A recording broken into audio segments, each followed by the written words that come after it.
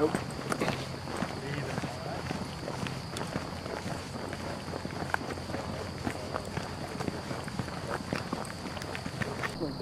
You're looking at it. That's what's left of. Yeah. Okay. They have their bayonets out. They have their mess plates out, just like those 48 Pennsylvania. And then you have the Alex Brigade, the South Carolina Brigade, in desperate measure too. They do have a 4-gun battery backing them up, and they're watching the 9th Corps come across the field that day on June 18th, and they're wondering if they can hold. And by the afternoon, they know they can hold. But by the morning of June 19th, they look across those 400 feet. They saw those Pennsylvania men doing the same, digging their holes. And the morning sun of June 19th reveals the fact that, the Pennsylvania troops, they're there to stay as well. They have connected those holes together. They have formed an advance line called a picket line. And so here, will ultimately become a 37-mile front in the 9.5 months of fighting.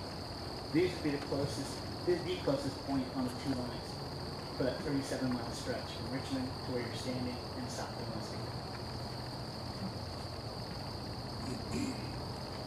And this is Farmer Gripper's wheat field. Let go of all these trees. When you're in a wheat field at point blank at each other, both sides talking about to move and start their own dust storm. Black flies biting at them while they're trying to dig for cover. And pretty quickly on the 48 side, not all of the miners, but most of them are, they hatch that plan. That simple plan. Yeah, we want to build a 511-foot long tunnel. We're going to pack it full of powder underneath this very position where Elliott's men stand, where that 4-gun battery and the Kingdom stands. We're going to pack full of powder, detonate it, wipe out this position, send troops across the ground, and to your right, north of us, by about 1,000 yards, seize the heights of Blandford Church. And once we're up there, the Union plan goes, we will turn the artillery upon that city, and if we own Petersburg, here's a little audience participation, if we own Petersburg, what other city has to fall?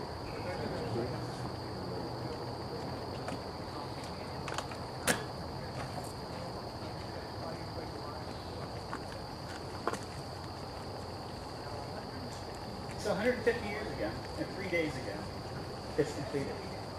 That tunnel is. And just underneath us sits 4 tons of powder.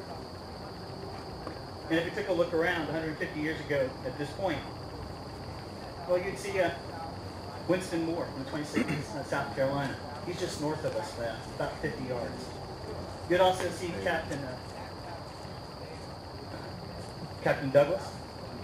He's with working shaft number 2. The Confederates have not been idle. They've been digging their own tunnels.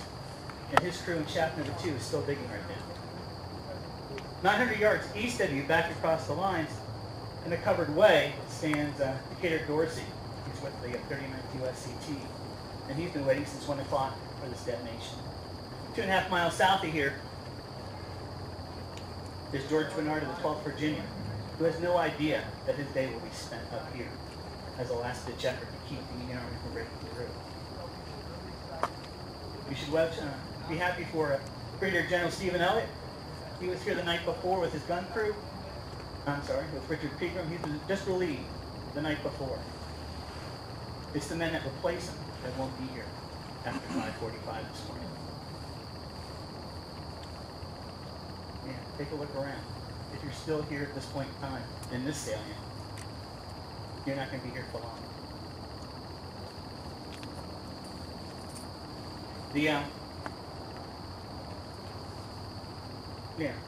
Touching upon the Decatur Dorsey, is waiting for that.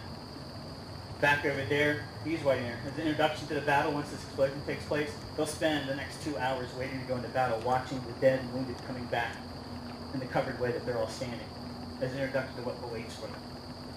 Winston Moore, after the explosion, his friends will try to unbury him from all the clay and mud that's come back down from that 200-foot high arc that throws all the debris and the skins up in the air. Ultimately, he will be saved by Union troops that come over and finish that job. And Stephen Elliott, when he comes back, commander of this brigade, in the dazed confusion moments after this explosion, will be himself wounded as he tries to lead a weak counterattack, a desperate counterattack. The first one to be thrown back at these advancing Union troops. These are just a few of the stories that await us here, that awaits that spark. But it's definitely by this time. Lieutenant Dalby, Sergeant Reese of the 48th Pennsylvania have already gone back in the mine 150 years ago. They've already relit the fuse the second time. And they're all waiting. There are nearly 17,000 Union troops behind you. Crews of nearly 164 Union cannon and mortars waiting to go off after the explosion are waiting. The 2nd and 5th Corps of the Union Army are also waiting over there. And they're waiting for that spark to arrive over here at that moment.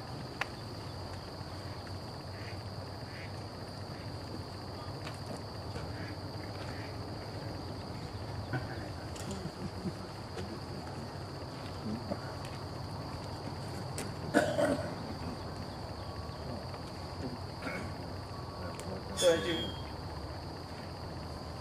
with the spark arriving, if you're South Carolina, you wouldn't know all that. You know the tunnels are being dug. And at the last seconds here, yeah, after the explosion, I should say, yeah, earth lifts up, just a little obscure. After you hear the story of the explosion, after you hear the cannon fire across the way, keep in mind that this is just the beginning of the story.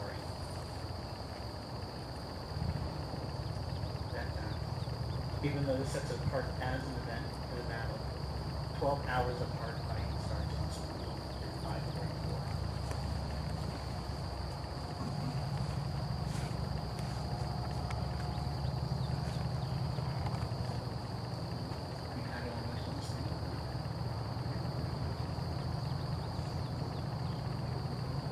After the explosion, we'll have the advancing of the Union troops. And working here for 17 years, people want to know, beyond the descriptions that you'll get, what does this place look like after the explosion go? Yeah, it's 60 to 80 yards on the north-south axis. It's 30 feet deep in some places. What's been blown up down there are a series of bunkers that Confederate soldiers are living in on the front lines. It is a small, jagged, ugly-looking hole when it goes up. 60 yards on the north-south axis. 60 feet wide on either end of the crater. On the backside of the wall, a chunk of earth rests over there. And the remains of nearly 270 South Carolinians are tied up in that. 270 counties.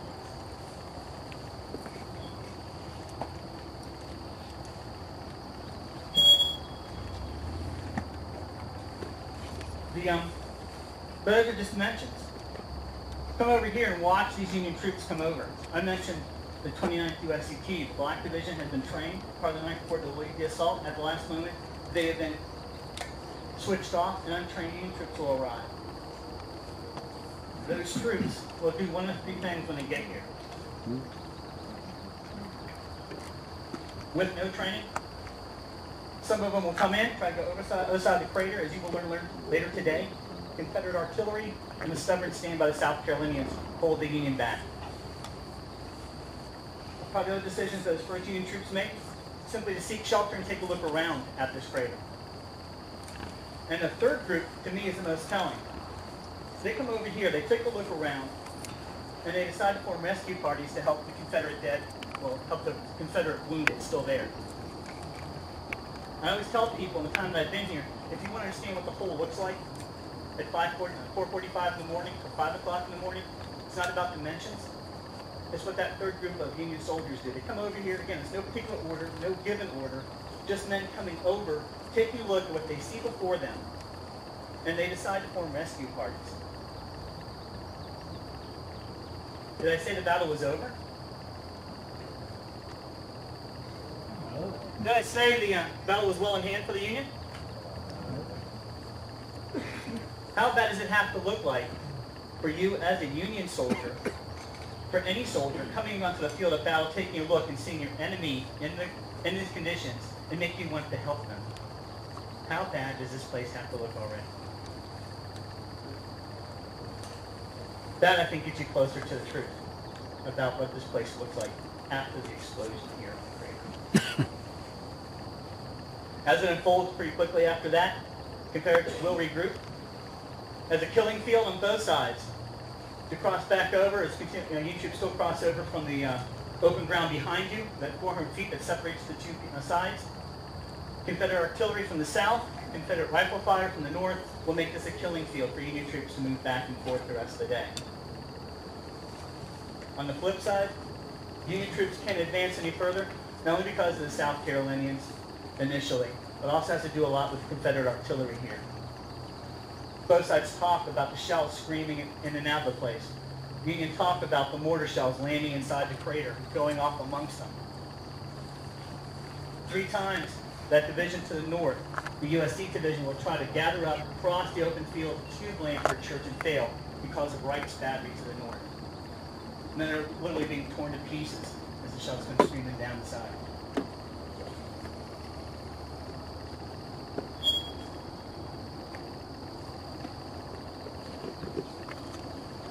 What I want to give you is just the opening to all this, so that you understand that when this explosion goes off, when our cannon shoots off in a moment, and when we have the responding barrage in the backside, to let you know where this is all headed.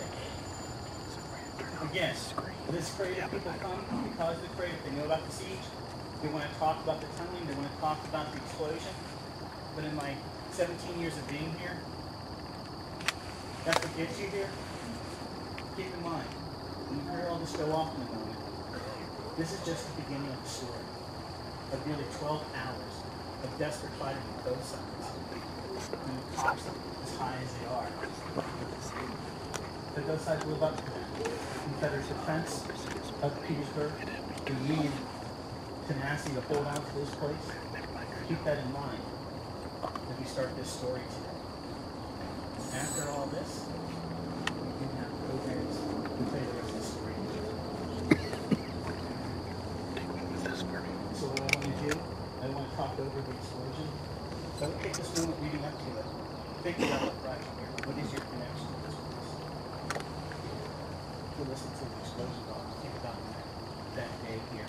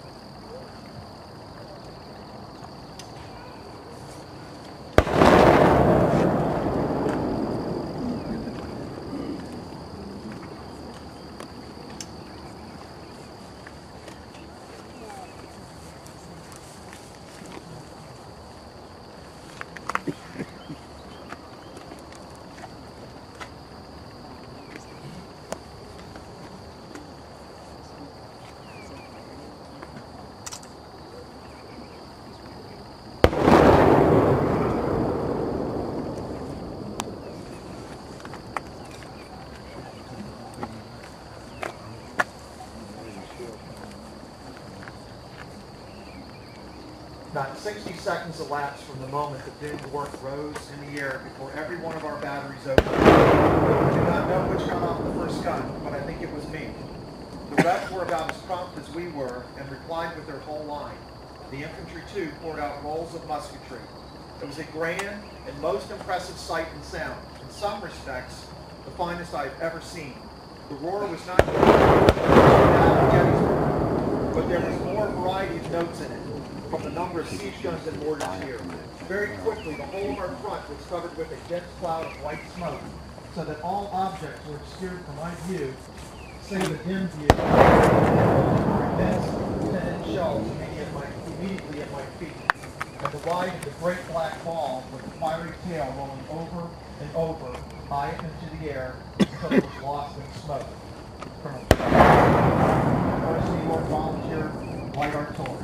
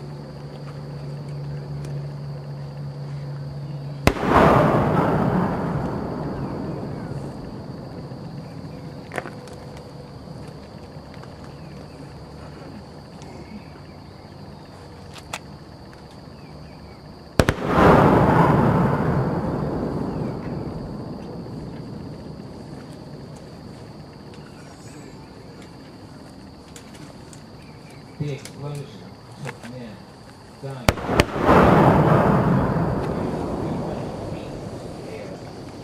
Many of the men falling back to the crater left by the huge explosion. Those that did not die instantly were doomed to execution. Captain William H. Edwards, 17th South Carolina Infantry, Elliott's Brigade.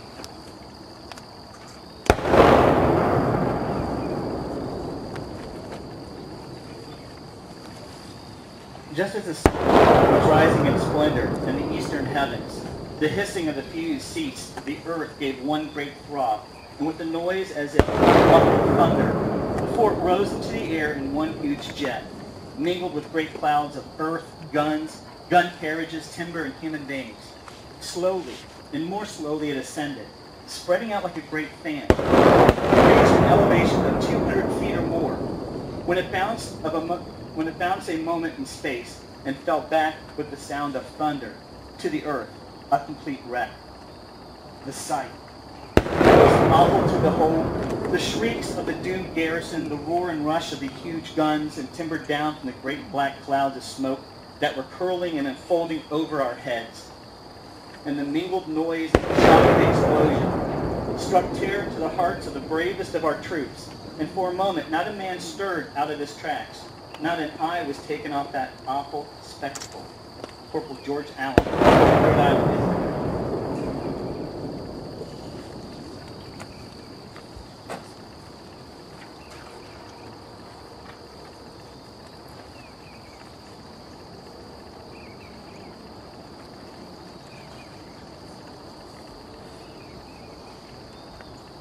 The 49th Regiment was stationed at the time on the hill across the ravine on the left of the crater, with the 25th North Carolina between us and the crater. I had been out on picket all night and had heard nothing unusual on the other side. I came in just a little before daylight, crawled into a bomb-proof, and in a few minutes was sound asleep. I was suddenly awakened by a heavy jar and found myself almost buried in the dirt. I was first under the impression that a 64 mortar shell had struck the bomb-proof, as the timbers overhead had been thrown apart and the dirt was pouring in. Suddenly, the enemy opened 200 guns on our lines, which shook the hills and made the glass fall out of the windows in the city a mile and a half away. I seized my gun and ran to the works, where I found the men staring down the line. We rushed towards the crater as fast as we could run, shouting to our retreating comrades to hold, we are coming. They turned and ran back to the line and joined in the battle.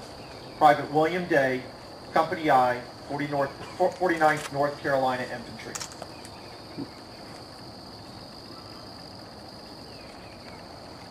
A dull, rumbling sound followed by an immense quantity of earth, parts of caissons such as wheels, boxes, and etc., thrown into the air to a height of 30 feet, was proof positive that the great event so anxiously looked for had transpired.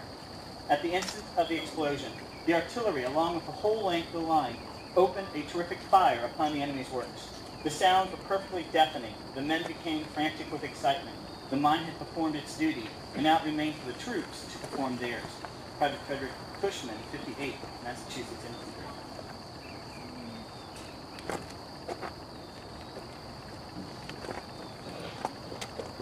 At a little before 5 o'clock in the morning, the mine exploded, and the regiment was in a position to witness the whole of this memorable scene. First, there was a deep, prolonged rumble, like the sound of distant thunder. Then the whole surface of the ground for many yards in the immediate vicinity of the galleries of the mine began suddenly to heave and swell like the troubled waters of the sea. The Confederate line, which up to this moment had been silent, was now thoroughly aroused, and the men lining the breastworks were seen peering over the parapets, filled with wonder and alarm at the terrible sounds that were issuing from the earth. In front of Ledley's division, directly under a Confederate work, the ground seemed to swell into a little hill, and presently there burst from its summit a huge volume of smoke and flame. Large masses of earth, guns, caissons, tents, and human bodies filled the air. The first explosion was quickly followed by others of lesser magnitude, but it was all over in a few minutes. As soon as the explosion occurred, a heavy cannonading began on our side, which has been said by some to exceed in intensity that at Malvern Hill or Gettysburg. Private William Osborne, 29th Massachusetts Infantry.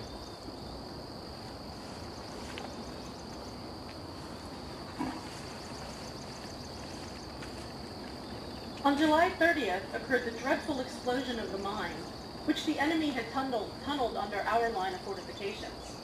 A little after 4 in the morning, the city was roused by the most awful thunder, like nothing I can imagine, except perhaps the sudden eruption of a volcano. This was the explosion of the mine, tunneled by General Grant under our works.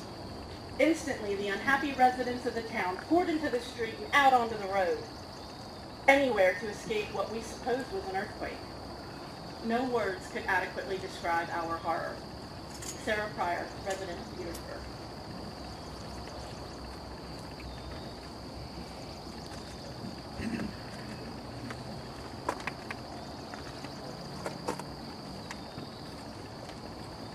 It has been known for some time that the Yankees have been undermining our works, but to what extent could not be fully ascertained.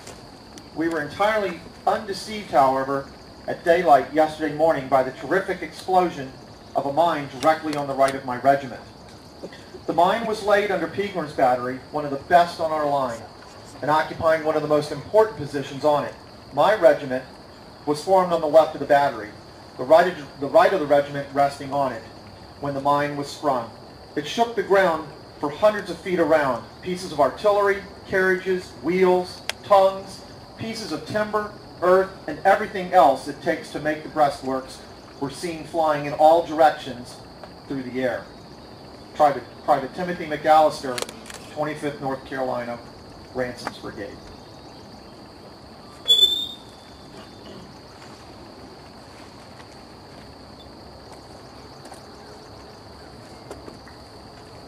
The suspense was fearful, and some were already predicting the failure of the great mine, when with the smothered roar of an earthquake and a power which shook the earth for miles around, the mighty giant broke through the imprisoning walls, lifting the rebel fort, guns, garrison high in the air. Hardly had the explosion taken place when it was succeeded by another and more terrible roar burst with an awful crash from the iron throats of 100 pieces of artillery. Lieutenant Joseph J. Scroggs, 5th United States Colored Troops, Duncan's Brigade, Army of the James.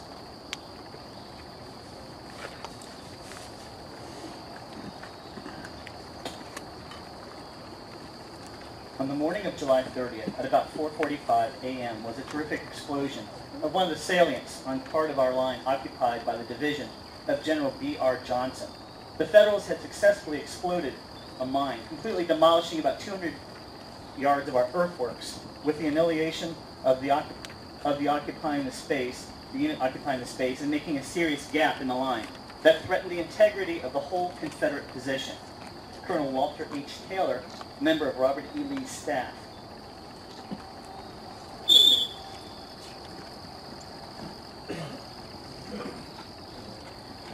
Just at this juncture, the earth began to shake, as though the hand of God intended a reversal of all the laws of nature.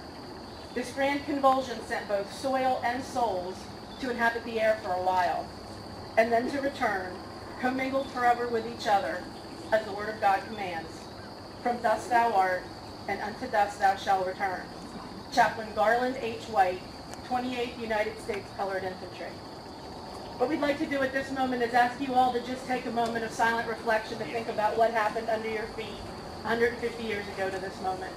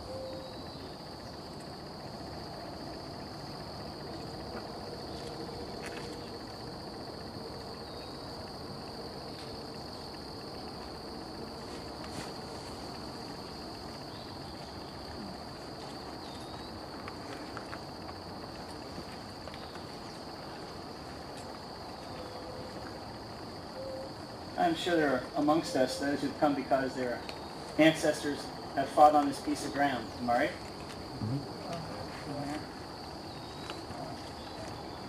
And that's one of the powerful things about being here, is to meet those people who are seeking that connection, their own personal connection to history, and to be here at Petersburg to meet those people and help them walk that ground. But we all have a connection to this ground. America passed as a whole through the Civil War, and they passed as a whole through this place as well. And I think this ground is sacred to all of us. No matter who ancestor fought here, no matter how you come to this place. And that's what keeps me coming back out here to share these moments with you all, with your passion. So as you walk this ground, yes, we all equally are connected to this place. In 9 minutes, General Robert E. Lee will receive word of the explosion. It's always fascinated me by the certain accounts, depending on where you're standing, whether you even heard the explosion or not. I know Robert E. Lee is not quite 2 miles from where you're standing. Violet Bank, which is a place you can still visit today in Colonial Heights, right across the river here.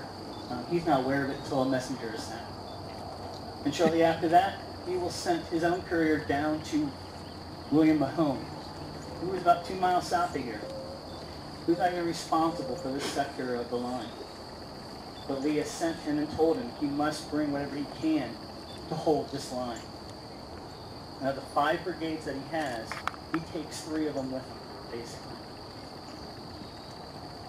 And in the intervening time, he'll march those 2.5 miles up, bring his men around.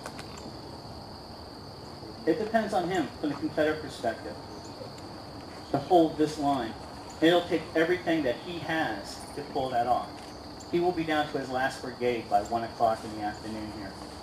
Those Alabamians that charged from about 100 yards west of this wall out in that field, when they line up, they know full well if they don't do their job, Lee has nothing else below the James to stop this attack. But don't think the Union Army just showed up here and sat in the hole for 12 hours either. And even by 1 o'clock in the afternoon, though most of the men still here are now truly in the hole, who've been suffering Confederate mortar fire, who have been watching comrades trying to rush back to the picket line to get ammunition to bring it back, who by 10 o'clock in the morning had been told that there would be no support for them. They've been hanging on since then. Guys making runs for water back out there. Firing at advancing Confederate troops. Georgians twice tried to cross that open field and they failed. And as the casualties pile up on both sides of the crater, yeah, the true measure of desperation sets in here. Like I said, you thought they'd given up? No. When those Alabama troops cleared that swale to cross that ground, that last effort, one of the Alabamians would say, as we came up the swale and exposed ourselves to the fire, it's like the demons from hell had opened up. So even down to the last moments of this battle, neither side will give in. And the savagery, my mouth has become quite dry. Savagery?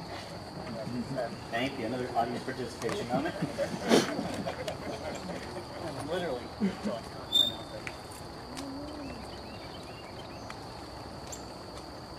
And all this will be finished with 40 minutes of hand-to-hand combat in that hole. It's not a crater, it's a pothole, in my estimation. Thousands of men jammed in close, fighting it right to the end. And that's the other part of this. As we walk through the stories, remember the full picture of the place.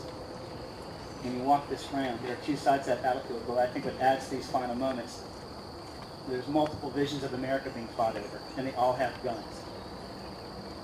There's more than 2 sides to this battlefield. Keep that in mind, too. That adds to the swirling, hand-to-hand combat for 40 minutes in the middle of Farmer Griffith's wheat field, which by the time it's all said and done, there'll be incurred, combined on both sides, roughly 5,000 casualties. And by the time the sun rises on July 31st, nothing has been gained or lost on this ground. The Union will be where they were the morning of July 29th. The Confederates will still be here where they were the morning of July 29th. But it's those thousands of soldiers that served here and their stories, of course, is the significance to this place. And when we're a testament to that on both sides, fairly equal number of soldiers will be given the highest honor both sides can afford them. About the same number of Confederates and Union. Union will earn about 25% Medal of Honors will be earned here. And on the Confederate side, about the same number will be added to the Roll of Honor. As another testament to this struggle here. So from here, I'm going to bring in Betsy, kind of give us a final thought about this.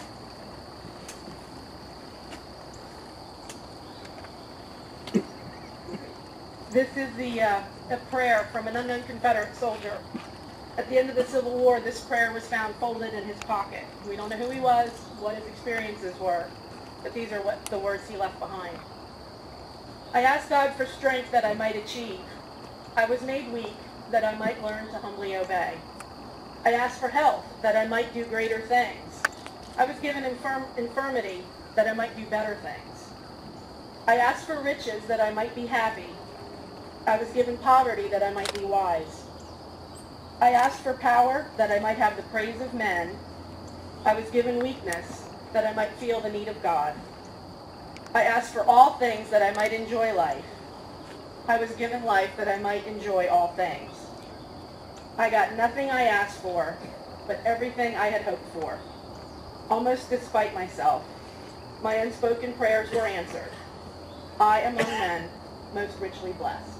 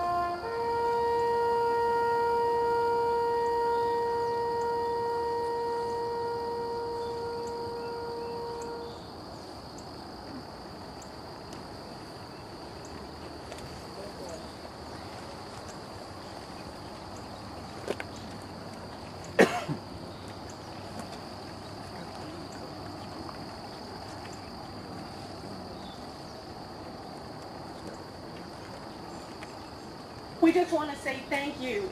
We know there are a million of other things you could have been doing this morning, sleeping late, having coffee, going to work, and you chose to come here. And just like Grant said, there's something about this place, the power of this place that draws people. I know some of you probably have to get on with your day, but if you can stay for a while, visit with the other folks who were here this morning, ask us if you have any questions. But if you can stay later this morning for the official program where you walk through and we tell you the rest of the story, because there's so much more to be told. And then also the formal program at, I think, 10 o'clock. So if you can stay, please do. If you can't, please come back.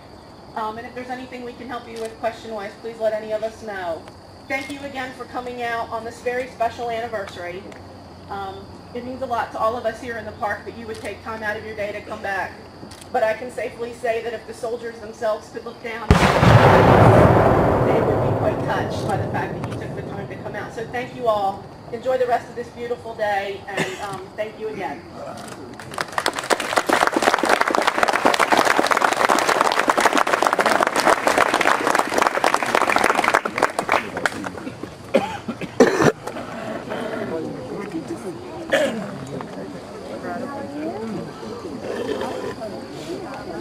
This must be some moment for you. It is.